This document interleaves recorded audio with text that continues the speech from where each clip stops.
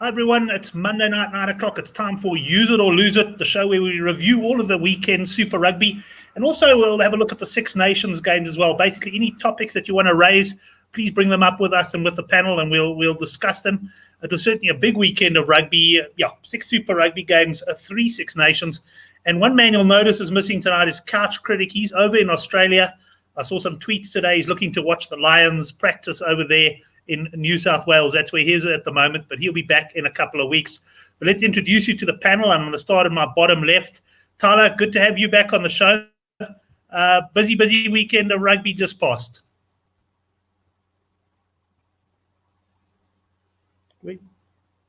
Tyler, we've lost you sound-wise there.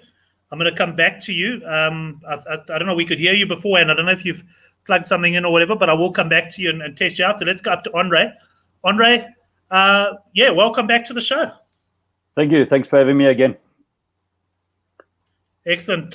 Some good performances this weekend. A couple of contentious issues to talk about as well. I want to touch on that tackle, Birgit Oerdendaal, which has got quite a lot of publicity on Twitter. But overall, a decent weekend for the South African teams, in particular the Sharks and the Stormers. I must admit, I was actually quite happy with all the rugby that I viewed this weekend. From all the aspects, from how the teams approach the games, how they try to execute things, compared to last week, I'd say chalk and cheese. This weekend was a far better advert for Super Rugby compared to the previous week. Yeah, I must admit, I also enjoyed it. It's probably the most I've got to watch as well. Let's see Jacques there. He's looking fit and healthy, which is great. We know he was in hospital for a while. Good to have you back on the show. And you started to work again today, Jacques. Yeah, thanks for having me back again. And I'm also glad to be back and I'm almost feeling like a human being again. Excellent. I suppose one thing about being resting is you probably got to watch a lot of rugby on the weekend. Yeah, shucks, I must admit, not just rugby. I watched quite a bit of sport this last few, I'd say, week and a half. So it's actually been fun just having a bit of a normal life, if I can call it that. So, yeah, and especially I did get a few, not as much rugby as I could have watched, but I think I watched enough to kind of have an idea of what's going on at least. And thanks to Twitter, at least I was in touch with everything else. Oh, well, with Twitter, you're always in touch. Let's try Tyler again and see if we've got his sound back. Tyler, can you hear us? We can't hear you for some reason. We could hear you earlier. I see you've got headphones in. Maybe just try and unplug them and see if that makes a difference. Occasionally things like that happen. Let's see if we can hear you now. Wait, I don't know what's happened with Tyler. Tyler, perhaps just go out and come back in again and we'll see if that... Oh, there we go. There we go. Can you hear me? Yes, now we can hear you. Excellent. Yeah. Well, thanks for having me in the show. And I'm very excited to talk about the weekend's rugby. Excellent. Well, I thought, guys, we can run through the games. We don't have to spend too much time on all of the games, maybe focus on the South African ones. But Tyler, while we got you on loud and clear, we'll start off on Friday morning, and that was the Crusaders up against the Highlanders. A convincing win by the Crusaders in the end, 20 points. They were never really threatened, and I suppose this one went really according to the form book. Yeah, I think I might have said in this podcast earlier in the year that I thought the Highlanders would be a bit more competitive, and clearly that's not the case. I think the Highlanders are looking like they'll be a bottom half team. But yeah, the Crusaders did what the Crusaders do in matches like this. If they face like lower ranked opposition, they usually like put them away. And yeah, I think they look really good. Maybe the one sort of weak point, if you can call it that, is, I mean, the tight five isn't as good as it has been in the past. And maybe that's also because Sam Barrett isn't, Scott Barrett, sorry, not Sam. Scott Barrett is not playing. So I think that's a big factor. But, I think a team can have a good go at the front eight. And I mean, especially a team like the Stormers that have basically a Springbok pack. I think that would be a very interesting matchup. But Crusaders doing what they do best, getting a bonus point win. And it was a full crowd as well, which was very exciting as well, which I found really good. Yeah, certainly they show no signs of slipping up. They obviously have lost the one game to the Chiefs, but aside from that, they've been on top class. We'll talk about the Chiefs game in a little while. But Jacques, Crusaders are firmly at the top of the betting boards, I can tell you, to win the tournament, with their Chiefs really their only rivals in the betting at the moment. So no surprises there. Did you catch this game? I caught most of it today at work. So and over the weekend I did see some highlights. Yeah, I'm not 100% convinced yet. I think they're quite a young team now. They've lost quite a few of their big boys. Although the depth there is so much. So it's just a matter of time. Then they're going to be up, if we can call it that, full strength again. But I think, like Tola just mentioned now, it's like, they're still dominating with, everything. It's going to be interesting to see one of the top, like the Stormers or Sharks. I'm not sure, at the end of the day, I know there's a team that always gets to miss one team. So at least hopefully one of those two teams can go there or come here and show us that South African rugby is definitely up, and New Zealand rugby is taking a bit of a dip. Because I think looking at all the New Zealand teams at the moment, the Crusaders are the only one that seems to be consistent. Yeah, they certainly are the most consistent. I like you. I'm looking forward to when they meet, when they run into sort of some of the South African teams, and that particularly on the road. Andre, for you, the Crusaders going to win this New Zealand conference unopposed? No, I think the Chiefs had a bit of a speed wobble this weekend, and I think they'll bounce back. So they'll definitely be pushing the Crusaders for that top spot. And regarding the Highlanders, I think they're kind of in the same situation as the Bulls. They've lost just too many people, and it's a massive rebuilding phase for them. And on the One Rugby group I'm on there, we got a New Zealander who's a big Highlander fan, and he's just pulling his hair out, pretty much like the Bulls fans. They're just not up for it. Excellent. Yeah, I'm sure we're going to chat a little bit in detail about the Bulls later. Let's move on to the next game then, and that's the Rebels up against the Sharks. And Andre, I'll stay with you. An impressive win here for the Sharks. They were slight favourites for this game with the bookmakers, but they delivered pretty convincingly in what I found quite an enjoyable game of rugby to watch. No, you know what I enjoyed about that game? Because of the kickoff time, it reminded me of like watching our very first tours of New Zealand, where we woke up early in the morning, you got some Omar Rusks, cup of coffee, and you're sitting in front of the television watching the game.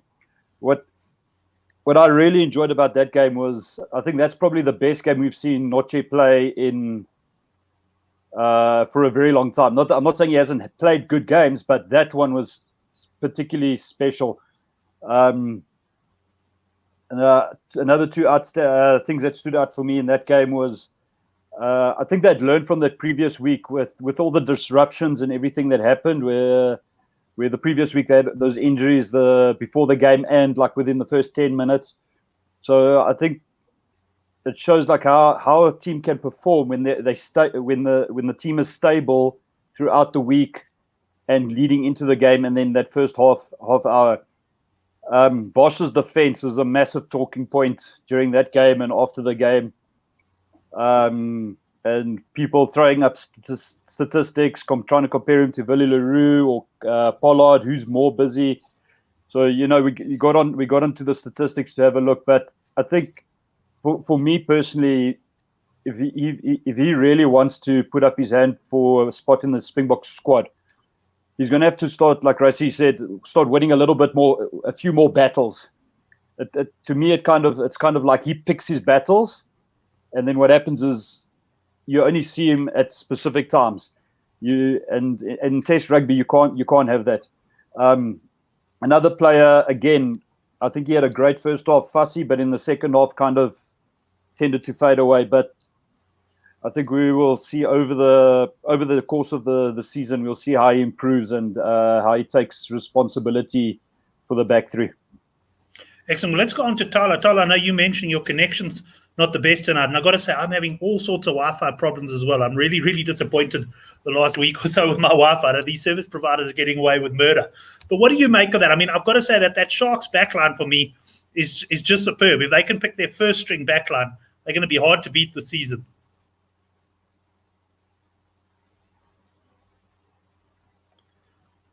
Tyler, unfortunately, I think the signal's gone there with you, so I'm going to move on to Jacques, and you can. I think I got mute. Oh, there we go. Carry on, Tyler. I think I put myself. So I think this 6 to 15 of the Sharks are probably up there with like top 3 best in the tournament. As Andre said, like Noche's performances, I think even last week as well, have been amazing, and I think he's sort of showing some of his best rugby since he played for the Stormers as well. I think the backline is doing well. It's growing. I think the weakness of the backline is that, yes, they're great in attack. They might not be the best in defense. So, if you run hard at Bosch, if you run hard at Fussy, you might get a bit of purchase there. So, I think that'll then come with Everett as the coach, and then as the captain and sort of the captain of the defense as well. Do they sort of try to place them in strategic places in their defense? Because I think Bosch's problem might be more of an attitude problem. I think Fussy's problem is more just a technique. I think he just always goes a bit too high. So, at least Fussy's sort of situation, I think, can be easily fixable. So, not ideal. And obviously, these are sort of the big working points for people that, would be sort of in Springbok contention. But, Bosch can't be more than, I think Bosch must be 23, 24 now. Yeah, and he's one of the senior sort of players in terms of age in that backline. So, that's a really good young backline. It'll be great if we can see the Sharks team like stay together for 2-3 years. Like, I think in 2-3 years time, this team could be seriously good. But so far the tour's been good. 2 wins out of 3. You get time. So good, nice early tour, and we can come back and then build on a really good innings in Durban as well. Let's go to you now, Jacques. Yes, what Tyler says, they're 2 wins out of 3 on tour. They play the Reds this week, and they've got to have a fair crack at beating the Reds. I would say that game's going to be almost a choice game in terms of who the favourite is there. But probably begrudgingly for you being a Bulls fan, you've got to give quite a bit of credit to the Sharks. It's okay. I'm getting used to having to give compliments where I wouldn't have in the past. If something or someone's good, you gotta give them the credit. And just listening to Andre and Tala now, it's just obvious that backline of the Sharks is really good. And I was just sitting thinking now, but if I'm not mistaken, didn't play this week, so to see how well they did without him, it's a hell of a compliment, I think, to them as a team. And just going through the names. Yes, Kerwin, I agree with Andre. To me, he's not a current Bok. I'm missing the word that I want to use. There's quite a bit of work for him. We all know what talent he's got, but there's a few things lacking still. Mapimpi, we don't have to talk about him. He's just that man. It's going to be interesting to see how many tries he can get this season. And he even offered up one of his tries as a gesture to Kerwin's 50th game, which is not many guys would do that. It just shows you the kind of person which Mapimpi is. Fussy, I think enough has been said about him, and I honestly do hope that he's just going to grow from strength to strength. Because I think at the end of the day, yes, Billy is there, and I know a lot of people aren't overly confident about Billy, but at the moment he's the man in the driving seat. But with Fussy playing the way he is, he's not just knocking on the door, but definitely banging on the door. And someone that's pleasantly surprising me for a change is Andre Esterhuizen, who's actually starting to play to to his strength. If it makes sense what I'm saying. He's a big bulky guy. You kind of expect a guy like that to be running over most people. And the try that he scored, I watched that try today, and that is pretty impressive. He had a lot to do there. He had a lot to do to score that try. Exactly. It was a sort of situation where you wouldn't normally see a try scored, eh?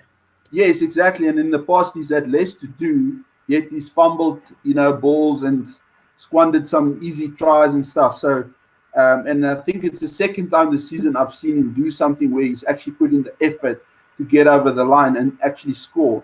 So, that's good for him. Hopefully it's not the checkbook waiting on the other side of the ocean that's motivating him at the moment.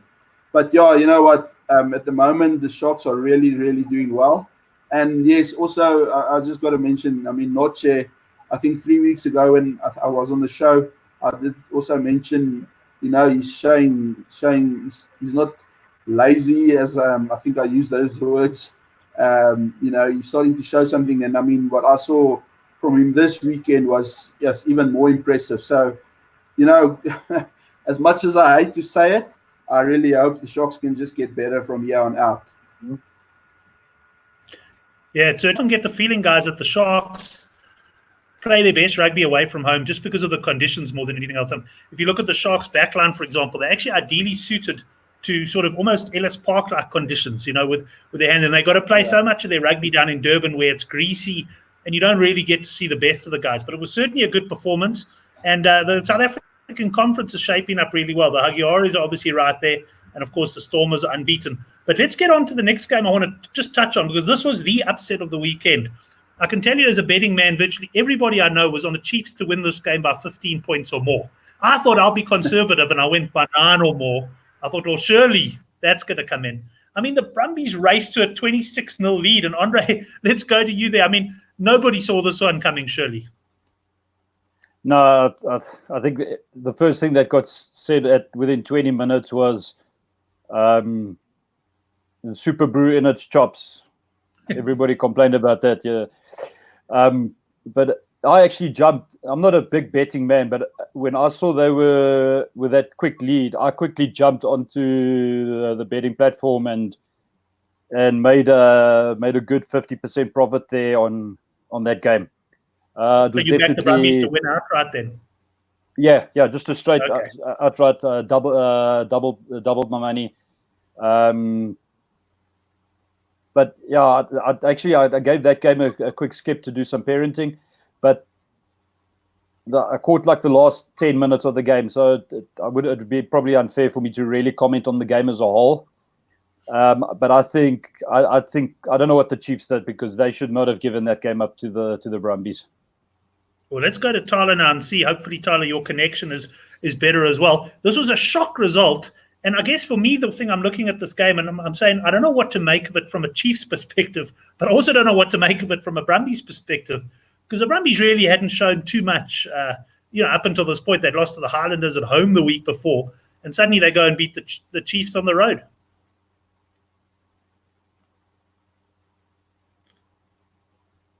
Tyler, we got no sound there with you. Let's see.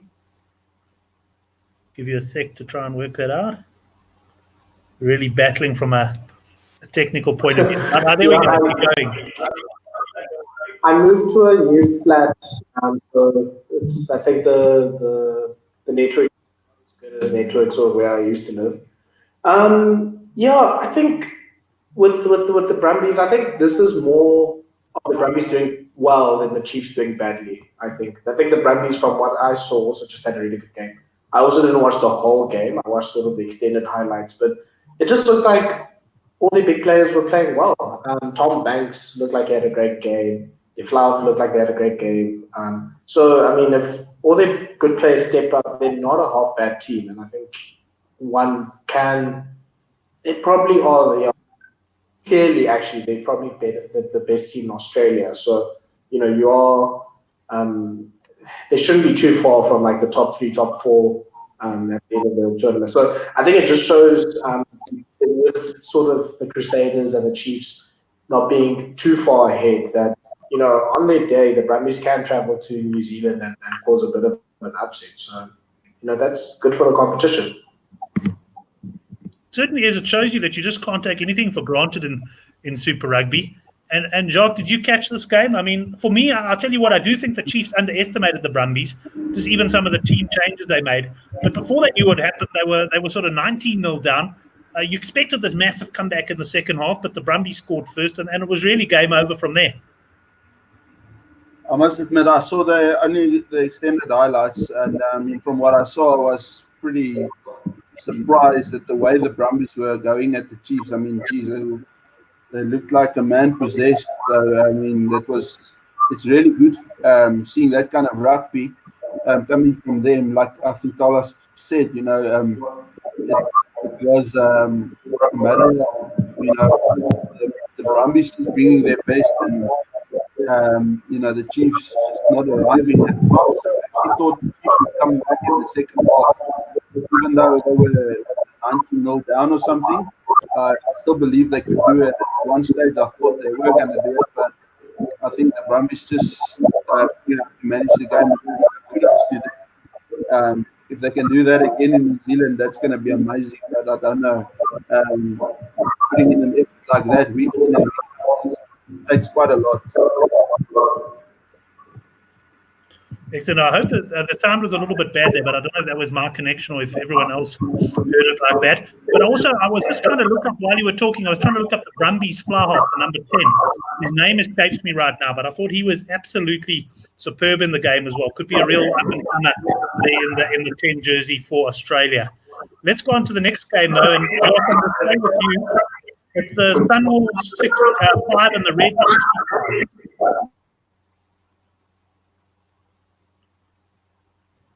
Jacques, can you hear me there? Sorry, there was a bit of noise there. I wasn't sure. No, sorry. I think I'm mute. Tyler, I'm just muting you. I think there seems to be some interference there, and I'll just unmute you when you're going to chat. Look, I mean that game just. I saw the reaction on Twitter. I didn't actually watch the game, and I must say that that score kind of took me by surprise, if anything. Look, I mean, I think week in and week out, we've all been expecting this from the Sunwolves that we saw this weekend, and it hasn't happened. So people were starting to kind of like wonder, shucks, is there something we don't know? But I think finally the cracks are starting to show, and I mean, are they really, or was it just a bit of luck in the beginning, the first few rounds that they did so well? Are we now seeing the true Sunwolves coming out? So also on the other side, the Reds haven't been overly convincing, and now they went and did that to the Reds. So the Sunwolves, sorry. So it's kind of a bit of a mind boggle at the moment as to what do we expect from these teams going forward. Hearing the Sharks playing the Reds this weekend, I'm sure it's going to be the Sharks are going to kill them. I don't think you shouldn't read too much into what we saw this weekend between the Reds and the Sunwolves. Right, it's going to be an interesting one. Let's go to Andre now, get his opinion on this game. I mean, I for one have been quite impressed with the Reds throughout the season. I feel they've had a very hard start to their campaign, 3 away matches, narrow loss to the Brumbies. They looked like beating the Lions at one point, and yes, they let the Jaguares come back from far behind to beat them. But to me, the signs have always been there that this Red side are ready to perform. I didn't expect this sort of a victory, but I don't think they're going to be a side to be taken lightly, particularly at home, and particularly given they got quite a scrum. Yeah, I think they definitely they've stepped up the season compared to last season, but I think they've been able to hold on to a couple of players over the last year. Plus, James O'Connor had a very good game. But again, we've got to look at the opposition, and Sunwolves are really not known for being great travellers. And the chopping and changing of that side has not done them good. The lack of support from Japan itself into that franchise hasn't helped. And I think when they're at home on their home turf, they'll be able to put up fights. But without disrespecting the team, I think it's good that they're getting the chop. I know one good performance over a whole season is no justification to keep them in the tournament. And I think that Reds front row is not bad with JP there and those guys. They're not world class. They're not going to send fear, but they're definitely not going to stand back like they did. They didn't stand back for the Lions, although Jaguares. So I think that platform they're going to give their backline is definitely going to be helpful going into the rest of the tournament.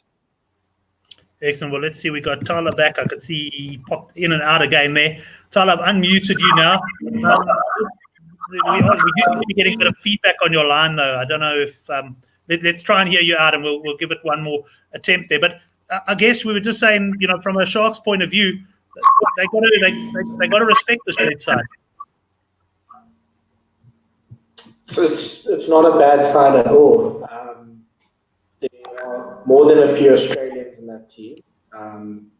As Wallabies that I mean, obviously there's a lot of Australians in there. But, like you said, from Tupou to Saleki Lotu as well in the back row, James O'Connor, Henry Spate is back. That's not a bad team. I mean, I think that's the bones of maybe even a playoff team. So I wouldn't be too surprised if the Sharks and the Reds are more or less around about the same finish at the same. They finish in around about the same positions at the end of the season. So it's not going to be an easy game for the Sharks. I think both teams would be, I would say expecting, but both teams should be hoping for a win. So it should be a good contest. But yeah, like you said, Brent, I think they were a bit unlucky with the starts that they had. They gave that win away to the Lions and probably also to the Jaguares as well. So, they could have been now 3 from 4. And, that would be putting them, I think, at the top of the Australian Conference really as well. So it's going to be, I think it's going to be, I think that could be a game of the weekend, actually, the Reds or the Sharks one. Yeah, certainly Kamal Chowdhury in the live chat saying over on points. So he's obviously a betting man and he's looking for points in this game. And I have to agree with you. It's two sides that are not afraid to run the ball.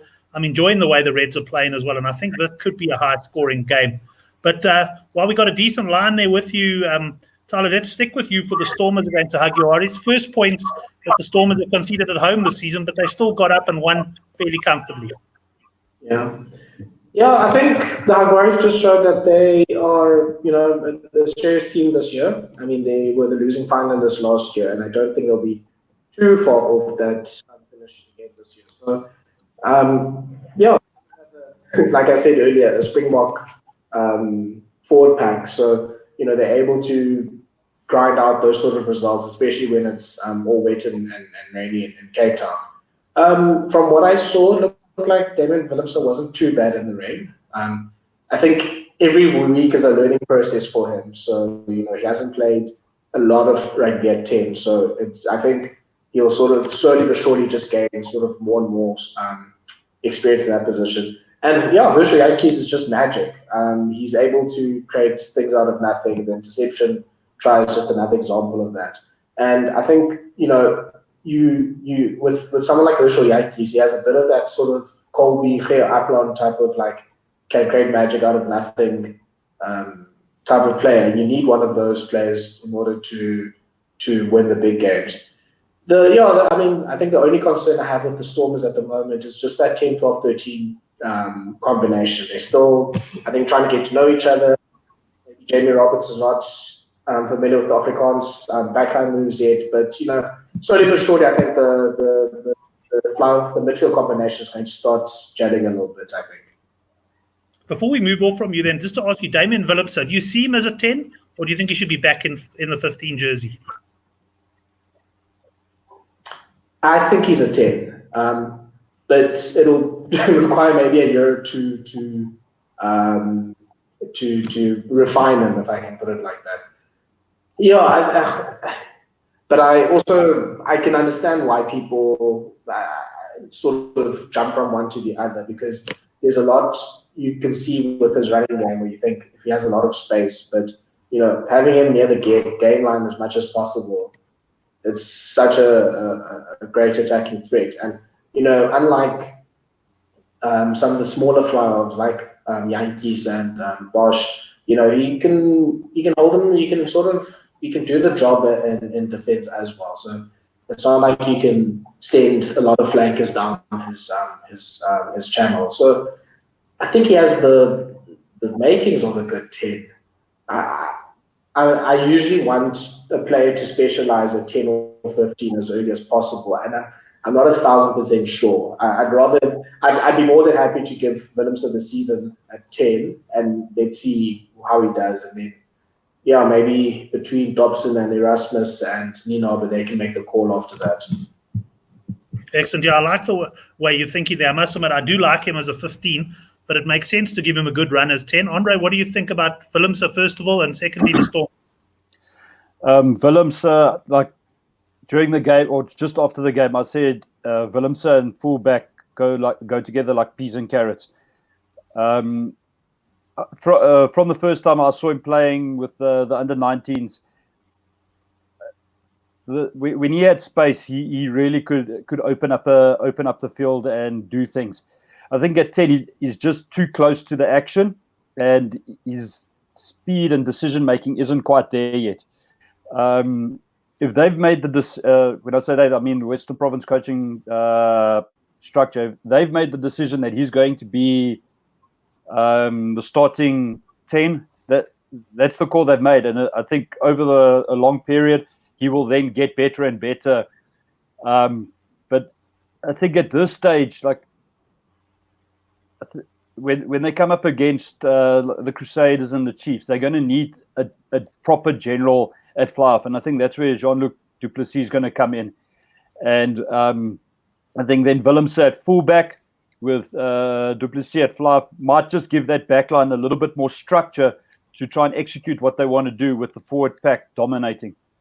So that's what how I look at the Willemse situation. If it was me, I would have sat down. I'm assuming they've sat down with him, and he said he wants to play fluff, and they're backing it. And I've got no issue with that. I just think when you look at him, when he's got the space, he's able to do more with the ball than Willie Leroux could, just because of his running style, his speed, his just everything that he does I think is suited for 15.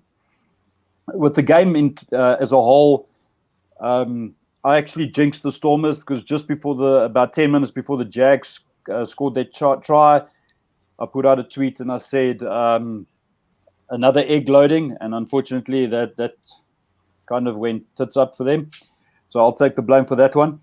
I was very impressed with Sanatla. I think that's probably the best game he's played for the Stormers and in the 15-man game. He had one mistake where he kept the ball in, tapped it back into the 22, then kicked it out on the full. But in general, the kickoffs, he was first man there, making the tackle. His running, his supporting, his decision-making was all really, really good. One player, I don't want to write him off just yet, but I was always a Dylan Lates fan, but up until now, I think he's been really, really quiet. There's an old saying that great players make great plays. The last thing I remember Dylan Lates doing really, really well was that behind the back pass where he was lying on the ground. Since then, I'm waiting for something like that, and it's been quite a while. And then that Frans Malherbe tackle. Like, I'm fully behind the World Rugby Union tackle criteria and the directive they've given out, but that's where they've got it wrong with something like that, where a player literally puts his head at somebody's knees while running with the ball, and for him to be punished like that is just absolutely ridiculous. That shouldn't even been a penalty, as far as I'm concerned. Yeah, I tend to agree with you there. I'm often also, get into debates on Twitter, but I just feel, mitigating circumstances have to be, at the end of the day, I mean, if a guy's running at you, stoop down like that, what can you do? How do you tackle the guy? So it's that fine line. I understand they want to make the game safer, but at the same time, I do think some of the decisions are crazy. And for me, if a player's going to get a card, there must be some form of intent in what he's done. And quite often at the moment, it's just bloody bad luck, quite frankly, that you're getting the card. And you can't really say that he would have done anything different the next time, because he still would have had to make the tackle. And, how would he's not like he's changing his behavior there. It's different if the guy goes in high and hits him high from the start. But let's go down to Jacques now, because I know, Jacques, you had a few comments about Willemse. You were sort of asking the question on Twitter, 10 or 15. And when I said to you I liked Willemse at 15, you did make the comment that you didn't think Jacques du Plessis was a great one to step in at 10. Yeah, I'm listening to Andre there, and I'm like, oh my goodness, this conversation is going horribly now. Because I'm not a Jean-Luc Duplessis fan at all. I'm sorry, he's had how many seasons? And you know what? He might be a good player, but I hear what Andre says, and I'm like, I know we all support players differently and stuff, and we see things differently and that, but as much as I want Willemse to be a number 10, he's not showing anything at the moment. And I'm here, and I see the conversations on Twitter and everywhere where people are saying, yeah, well, give him a chance, give him a chance. I think one of the comments I made was, how much chance do you give a guy? You guys just mentioned now, what's going to happen when they face the Crusaders, whether it's home or away. The Crusaders don't change whether they're home or away. Then, like you said, they're going to need a real general. Jean-Luc Duplessis, I'm sorry, I can't see him being a general even against the Crusaders. I've got nothing against the guy. It's just a matter of a few seasons. He hasn't really shown as much as he is. I think he's an out-and-out number 10, Duplessis. So, but the problem for me is it's just there's something lacking, quite a lot lacking. I mean, there's no ways he's going to, come into a Springbok conversation anytime soon. Where I know Willemse is obviously in the conversation, but there's also something lacking. And something that I did pick up this weekend from watching the rugby and just listening to what people were saying is, and I think, Andre, you might have brought it up as well, he's playing too flat at the moment. And maybe he just needs to step a bit back, just to give him that extra bit of space. And, that would maybe give him a bit more confidence to then start doing what he naturally does. I mean, he was a 10 at school level, on the 19 level, and he was pretty good. But now suddenly, we're seeing him at Super Rugby level, and I'm so hesitant to say it, but I'm gonna say it now anyway. Is Super Rugby just a level too high for him to be a 10? I'm all for giving him a bit more time, but I'm just wondering how long the Stormers will have to give him time until they make a call and say, you know what, maybe you mean more for us at 15. But then the question for me is, who's going to come in at 10? And I know it's Jean-Luc Duplessis, but I don't think he's the best choice either way anyway.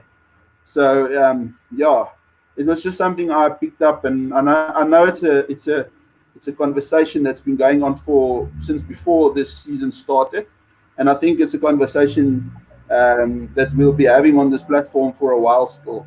So, but I honestly do hope, for not just for the Stormers' sake, but for South Africa's sake, that Willemse can find whatever he needs to show us that general attitude, that I think everybody wants him to have. Jacques, just quickly, sorry, man, I got my Wi-Fi. I've had to change onto my 3G connection. It's crazy stuff. Quick question for you, and you may have answered it while I was away, but would you keep Willemse at 10 for the season and give him that run now? I sort of touched on it. I did say it will be interesting to see how long the Stormers will, keep the faith, to see if he can, get out of this rut. If maybe that's a better way of saying it, because I think we all know he's better than what we're seeing at the moment. There's just something there that's not happening for him at the moment, and hopefully it comes right sooner than later. Excellent. Well, let's move on to the Bulls against the Blues. It's the last Super Rugby game of the weekend. I must tell you, when I previewed this game on Good for the Game, I predicted the Blues would lead at halftime and the Bulls would win the match. And in fact, what happened was the Bulls led at halftime and the Blues came back and won the match. And Jacques, I'll stay with you. Yeah, obviously disappointing from a Bulls point of view, but I guess it was just one of those games. Conditions weren't great. It really wasn't. I mean, I think it was on kind of the same time as the France-Wales game or something like that. I was watching more Six Nations because it just wasn't a great spectacle on a Loftus pitch that was absolutely being ripped up. I don't know what's wrong with the ground there. Well, I hope the question you're asking me is not about the ground, because I can't answer you there. I'm not what's the word, horticulturist or something. But yeah, that is quite shocking. seeing Loftus being ripped up like that. We actually spoke about it at work today as well. I don't know what could be the reason, but maybe it looked worse than what it was. It wasn't as bad as I think you guys remember Alice Park a few years ago. Jeez, it looked like the beach was starting to pop through at in Joburg. But it was quite interesting seeing the pitch all over the show. It wasn't just patches. It was pretty much every corner and every inch of it being ripped up. But yeah, look, I really thought the Bulls could do it. I felt they were the better weather team. I mean, I wouldn't even have bothered, to even back the Bulls if it was a dry game, because I mean, I think we all know a New Zealand team in dry conditions is just like, oh well, it's the end of the story. So why even play? But I really thought the Bulls had it. There were three that I can recall. There were three unbelievable missed opportunities that the Bulls squandered yet again. We're talking against the Sharks. We're talking a bit against the Stormers. And now we're talking against the Blues. 3 games in a row that we're talking about at least 3 missed opportunities. For me, and I mean, this is not really a platform to be venting or anything, but I just wish, and I know why it is like that. People just dislike the Bulls because they know that's the only way they get under our skins. And I don't actually, I've learned to kind of just ignore those kind of people because, first of all, I mean, if someone starts like that, it's just, there goes your rugby credibility, whatever.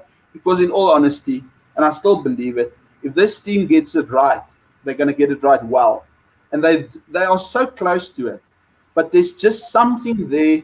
I don't know if the balance between the experience and the youngsters is just, completely way out. And the youngsters are maybe too much that they're so eager to play, obviously. But in the same breath, they make silly mistakes, because that's really what it is. There's silly mistakes happening at crucial times. I'm not even going to go into the Morne Steyn, Manie Libbok thing, because honestly, to me, it's just not going to end well. I don't think that people are just seeing things at the moment that they shouldn't be seeing. They're saying stuff that they shouldn't be saying. And at the end of the day, I mean, let me rather keep quiet. Okay. Well, you can keep quiet on that one. We're going to bring Tyler in. And I guess I know Tyler has had his opinions on Twitter on the Manie Libbok, Morne Steyn. And Tyler, for me, this is a situation now where perhaps you'd have to say that the Bulls have not even run their race yet, but they're pretty close. And now is probably the time to start giving Manie Libbok a run, because otherwise, what would be the point of it all? Yeah. Look, I mean, I'm a Bulls fan as well. And the past, 3-1. But like the past 19 years, with a few blips along the way, have just been poor planning from the Blue Bulls. Like constantly just making the wrong choices in terms of coaching, in terms of player selection, in terms of which players to back. Most of the players that the Bulls sort of start and develop become way better players in other unions as well. I mean, just constantly just hitting a brick wall, and it just doesn't seem like there's a plan for the future. And I think this whole, I think people know what my feelings on the Steyn thing are, but my only question is, what's the plan for next year? Because I don't think anyone here was, okay, I think, Jacques, you're a lot more hopeful than I am. I was expecting us to be close to the wooden spoon. I was expecting us to be, being beaten by not a great Blues team as well. And, I don't know what more, I don't know what the end game here is. Are we going to play Morne Steyn next year? Are we going to play Josh Strauss next year? Or, should we not try maybe getting some of these youngsters that we spend a lot of money on to buy to get them onto the team? And, it's exasperating because, there isn't a commitment either way. Either, okay, we're going to try to sort of sneak wins and basically make teams play the slow, dirty rugby that we play and basically try to pull them down to the gutter. I think that's been our strategy for the past few games.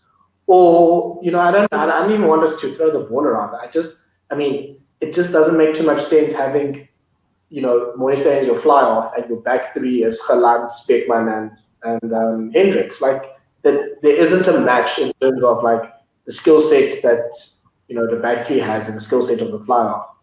And so it's constant things like that. And I think even the Nonkotwana dropping as well was just weird. I don't understand how he was the one that was seen as the person that wasn't performing in 2 games where there wasn't too many people that at all put their hands up. So I don't know why Porter Human still has a job as a professional rugby coach. I think his level's Varsity Cup, honestly. And it just isn't a plan. And if the Bulls really want to make the most of the season, tell the senior players, thank you so much. Please sit on our bench. Please mentor our players. Put in these youngsters because we need to know by the end of the year whether someone like Lebok can be our fly-off next year, or should we try to get a 19, 20-year-old somewhere else? Because I don't know if 36-year-old will be our answer next year. I don't know if 32-year-old Josh Strauss will be our answer next year. I don't know if 33-year-old Cornell Hendricks will be our answer this year. So we need to make a call now as to whether we want to set ourselves up for hopefully being somehow competitive in 2 or 3 years' time. And it's been tough. I know the Bulls have lost a ton of players. It's not all their fault, but I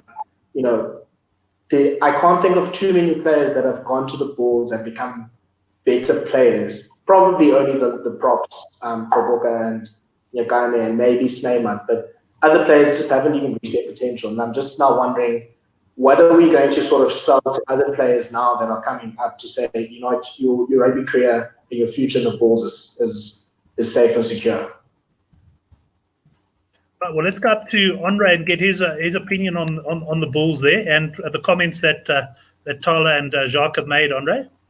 Yeah, last week I had a dip at the Bulls, and after the show I actually went and sat down and I went to look for the word, because there was a specific term I was looking for. The term that I was looking for is tactical decision making.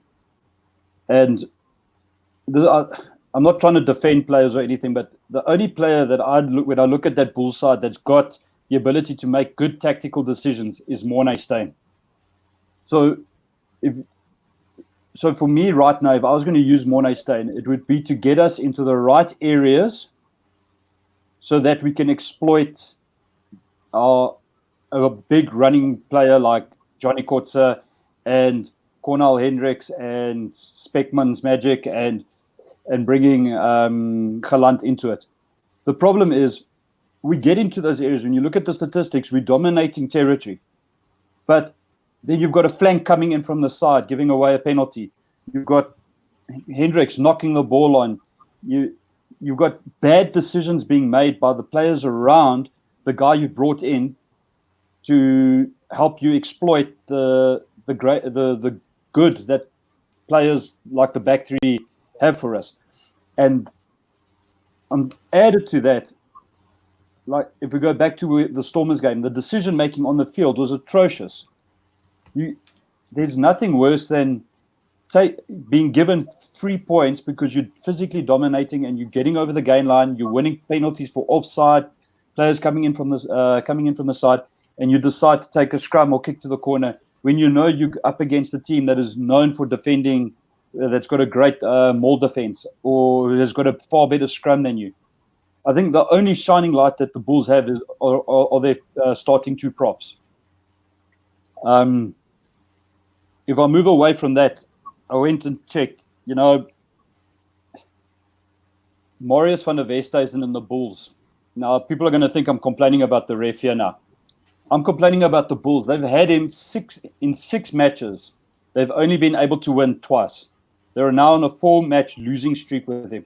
You would have thought they would have gone back, studied how he blows the game, and adapted the way they play so that they understand. That's what Rassi did with the French refs. So when we get Roman Portier or Jerome, we know what to do. We know how they're going to blow. And we've had him our first 3 matches have all been Marius. Now, people would go, we're complaining about that. But after game number 3, you should have been able to sort out, because you know what he's going to blow or how he's going to blow. You should know you should have your tricks up your sleeve, and we just don't have it. And I think you could see the frustration on Mornay's face. I think it was in the first half where he was like frustrated with the guys giving away penalties when we got into the red zone. At halftime, put to him and said the same thing. These penalties and stuff are costing them, or specifically when they get into good areas. And then I know you wanted to talk about Burger Oudendaal's tackle. Now, for me, that's a good hard hit. It's a good tackle. However, we've been given the framework, and when you work down the framework, it's a yellow card. And if I remember correctly, during the Rugby World Cup, there were a lot of teams that were penalised for very similar tackles. And players either got an off-field yellow and suspension or the on-field red. Bundi Aki comes into mind. But when we got to the quarterfinals, the semi-finals, the teams that adapted to that directive on lowering your tackle and making good hits in accordance with what the World Rugby wanted, those yellow cards dried up. There was no high tackle in the semi-finals or the final. So this I put down straight to the player. Burger, he had half a second to make a better adjustment, and he could have made a far better tackle. So different to Frans Malherbe, who was literally on his knees trying to make the tackle to get low enough. Burger just was poor technique in my opinion. Yeah, I saw that one was very much divided on Twitter. I was actually going to bring it up here, but it looks like I've had to throw in the towel from a network point of view. It just doesn't seem like the network's actually strong enough to bring that tackle up. But interesting one, and I guess brings us to the end of the Super Rugby chat. We'll move on to just very briefly onto the Six Nations now, guys, because there was 3 games of the Six Nations. We had 17-0 Scotland over Italy. I don't really think we have to spend too much time on that game. But for me, the 2 games which warrant a little bit of chat is Wales against France. France winning on the road. I've got to say I was on them at just over 2-1. I love this French side. And of course, England beating Ireland convincingly. And Andre, let's start with you. Any thoughts on that Six Nations? Can we expect France to kick on and perhaps win the Grand Slam? I think France has set themselves up to do it. I read today that a lot of people are talking them up to being a great side. I think they currently a team with lots of potential, and over the next 2 or 3 years, we're going to really see how that potential. How can they really achieve their potential? So they're very young, they're very well balanced. They've got a good coaching team. Sean Edwards is doing great stuff with their defense. I think they've gone in after the World Cup. I think they may have even gone and did their homework on what Rassie did to turn the box around over in such a short period of time. Plus, these youngsters that they've got they know how to win tournaments, and that's quite critical. Regarding Wales, Alan Wynne-Jones, I don't know what's happening there. Like, I've been a fan from him from the very first time he got the captaincy, then he lost it. I think he leads from the front, but this week on that field, I think as a captain he lost. I'm not saying he lost his team, but he lost control of his team. I know Graham Love put up a nice little video clip of Dan Bigger flapping his arms, and he added a tune, I Believe I Can Fly. But his decision making as a captain, it's been a long time since I've questioned his ability to lead. And just before halftime, they had the French on the halfway line, and they won a yellow card with about a minute to go. They carried on with the scrums to try and score a try. And what ended up happening is they ended up eating into the yellow card. So if they had taken the penalty, they would have gone into the second half, yes, behind, but they would have started the second half with 9 minutes against a 14-man French side. and then they could have tried to score a try from there. And yeah, it was just like that that moment before halftime, I think, is where the Welsh lost the game. It always amazes me when I see that sort of decision. And I think it could have been that game. It might have been another one on the weekend where I saw something similar, where teams choose the scrum and they're not exactly right on the line either. So there's and they keep milking the penalties. But meanwhile, the clock keeps on ticking on the yellow cards. So I'm totally in agreement with you there. I was absolutely impressed by France. I think the Welsh commentators were going on about the fact that France normally fade in the second half, and you'd argue that Wales did come back into it. But what would scare me if I was in the rest of the world rugby about this French team is the way they play requires incredible fitness, and they're not quite there yet. But if they've got now a few years to work with this, and if they keep on, to me, every game they're getting sort of fitter and fitter now, even at Six Nations level.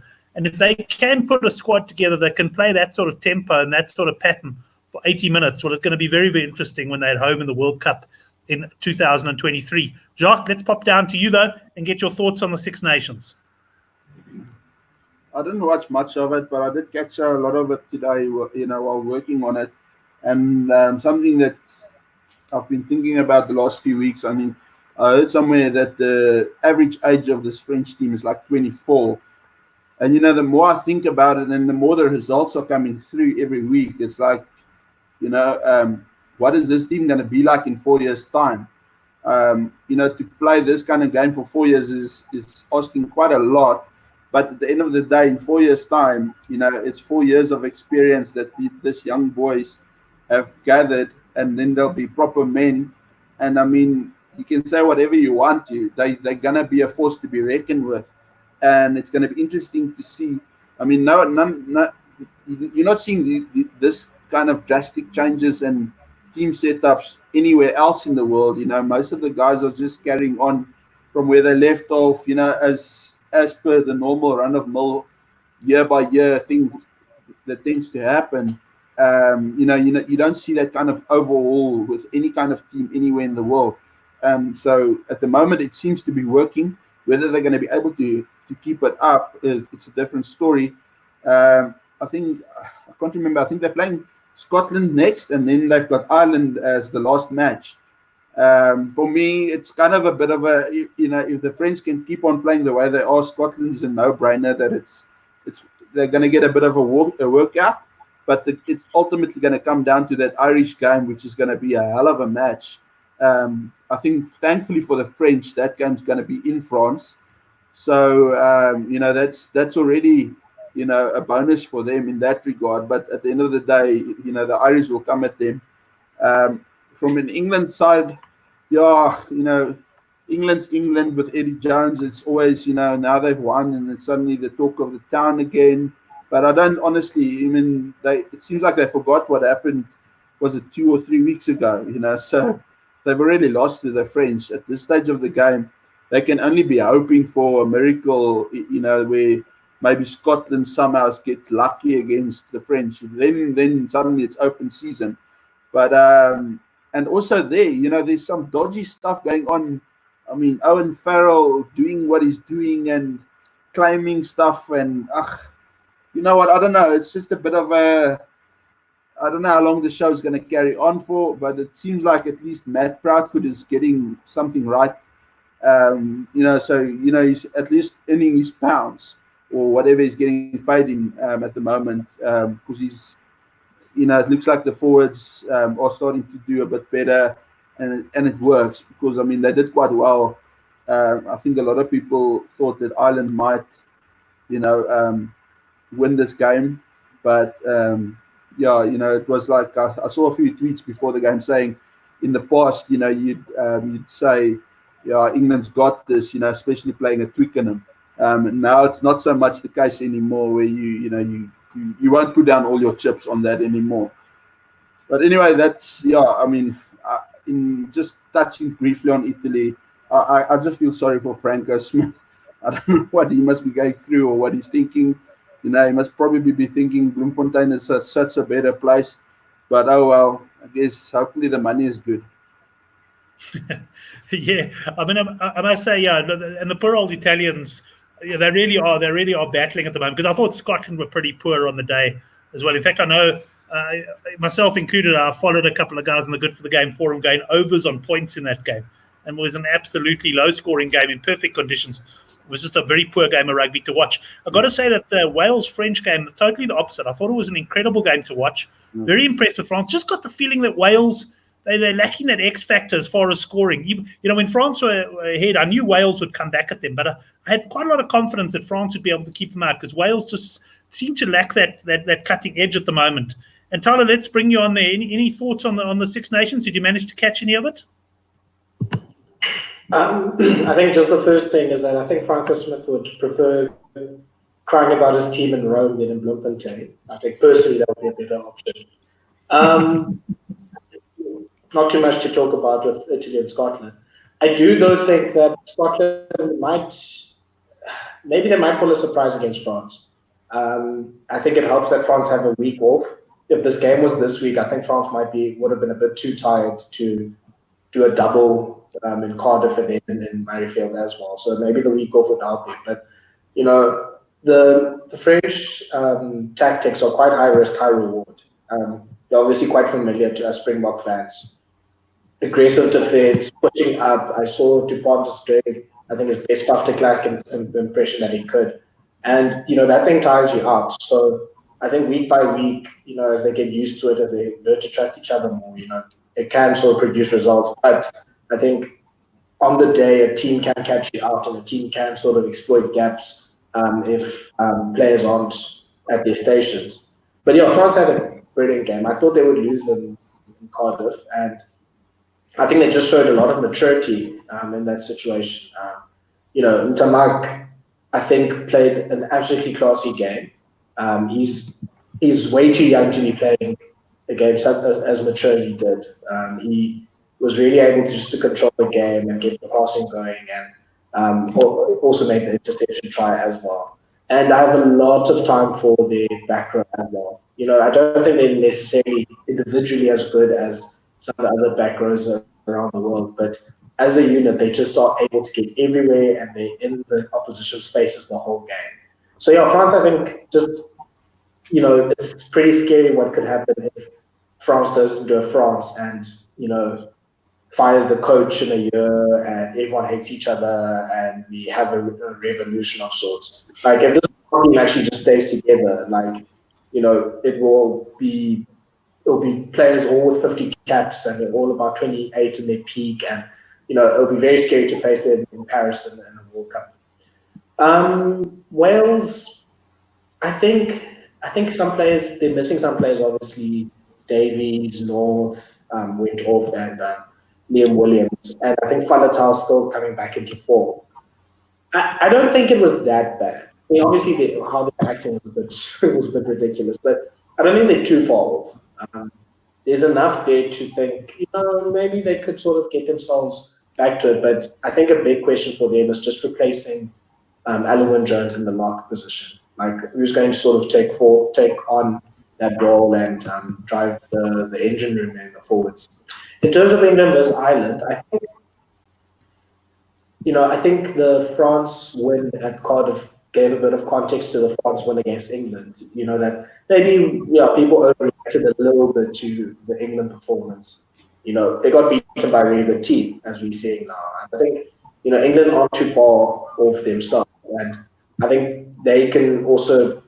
I mean, they're also quite a young team. Like, in general, there's not too many sort of players over 30 in that team, so they will just gain more and more experience. And I just think Eddie Jones was he's getting in his own way, I think, now. I don't know if it's sort of like a Jose Mourinho situation where after 3 years he gets over the team and sort of starts self-distracting, but he was either sort of just not take this approach with the press of trying to put the news and the pressure on himself, or, you know, just take a step back, I think, because, you know, it's just creating such a negative sort of vibe around the team. But England, I think they did pretty well.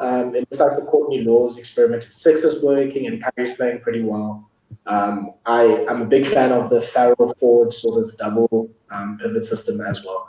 And Ireland, I think they still, I think they're just trying to find what their direction will be in the next cycle. And I think they can take a lot from the second half as well. So, yeah, Six Nations is still open. I could see Scotland beating France. And if they do, then obviously that opens up, I think, the winning of the Six Nations. So, yeah, I think it's a good level of rugby, at least for 4 of the countries. The other 2, they might join the Pro 14 at this rate.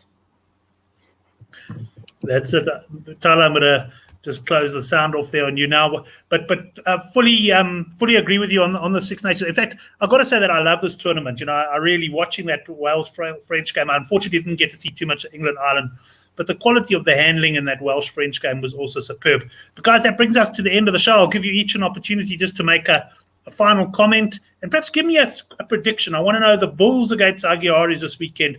Who's going to win and by how many points? Andre, I'll start with you. I think the Bulls have got their backs against the wall and they're going to be very desperate. And I think the Jaguares have got 2 or 3 injuries. I know Dalgi's headed back home. I saw just before the show, I think he's injured. So I think there might be a little bit of disruptions. And normally teams, the second week on tour, they're a little bit lackluster. So I think the Bulls can do it. I'll back them, but no more than 4 points, and they'll need to be on point and make great decisions, take the points in their own offer, and hopefully there isn't a flipping torrential thunderstorm half an hour before the game. Yeah, I certainly hope the groundsman has been able to even repair the pitch from last week, because it really did look terrible. Jacques, let's go to you on this one. In fact, before I go to you, I'm gonna please you and say that I'm also in the Bulls camp this weekend. I think they're going to win the game, and I'm going Bulls by 6. What do you say? Wow. Yeah. I don't know why you had to go with this prediction, but anyway, maybe I should start predicting against the Bulls, and then things will happen. I don't know, because whenever I back them, they just don't want to win. But you know what? Honestly, it's not because it's Monday or whether it was Thursday today. At this stage of the game, thinking of what happened last year against with the Jags, I mean, seeing what's happened in 3 games now, it's flipping hard to say it like that. But like I said when we did speak about the Bulls, I really believe that it's just a matter of clicking. If it's going to click, it's going to work. But it's got to happen this weekend. As a Bulls supporter, I'm going to go low. But yeah, it's a very like I've been saying on my tweets when I've been putting out predictions, because I don't play Super Brew this year at all, just because I want to enjoy the sport for what it is, and I have been enjoying it, to be very honest, because there's no outside pressure or something, and it's just I don't know. It's a hard one for me this week, but I'll keep the faith. But let's put it this way: I won't be shocked if we don't win. Right. Let's get Tyler to give the last word on the show. Tyler. I think the Bulls will have to wait another week for their first win. I think the Highlanders game will be a lot more winnable than the Jaguares. I think the Jaguares also, I'm not mistaken, they did rest a few players in the Stormers game. I think they rotated their hookers and all that sort of stuff. So I think they were targeting this game. They have all the reason to. So I think they were trying to get 5 points in Victoria. If they can get like a bonus point in Cape Town, that would also be good. So I think I'd go Bulls there. And then I think for the Six Nations, I said England at the start of the tournament. I'm going to stay there. So that means a big favour needs to be done by Scotland in that game, Murrayfield. So that's in 2 weeks' time. But I think England might just sneak in a Six Nations win, and then we'll never hear the England from Eddie Jones. Excellent, guys. Thanks very much. Thanks for joining us on the show. Thanks to all the guys in the live chat. Just a reminder to those who enjoy the betting angle, we've got the handicap rugby chat that matters. That's Thursday night at 9 o'clock. So join us live on YouTube for that one. And then, some great Super Rugby coming up. I have put a a link to the Good for the Game forum thread down in the description box below. So join us there if you do enjoy the betting angle. Guys, thanks very much for the show. Sorry about my challenges on the Wi-Fi front. I'll be having a good moan at Afri Hosts on Twitter and see if that can make any difference. But good to have all you lads on, and thanks to the guys who joined us in the live chat as well. We'll catch you Thursday night at 9 o'clock.